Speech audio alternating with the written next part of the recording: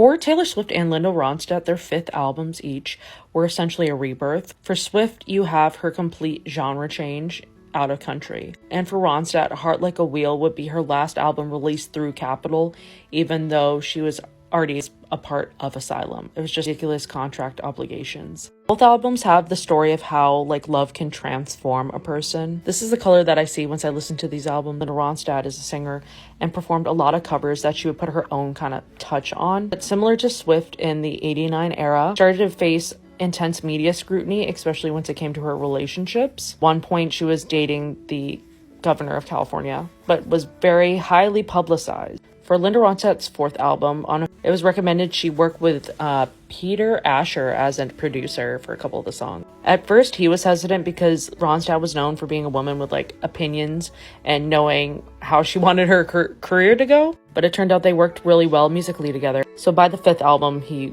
became a full-time producer for her. He would continue to produce until her end of her career. 13 albums, by the way. And Asher and Ronstadt's relationship reminds me of Swift and Antonoff's. The only difference is Antonoff and Swift start working together on 89, where he produces a couple of the songs. They have continued on working with one another as well. But Ronstadt has a lot of albums in general. In the early 80s, Ronstadt decides that she wants to do Pirates of Penzance, and she was really good in it. Then a couple of years later, Ronstadt performs at Sun City, which during the time the UN, due to South Africa's apartheid, encouraged no performers to go and perform, but a lot still did.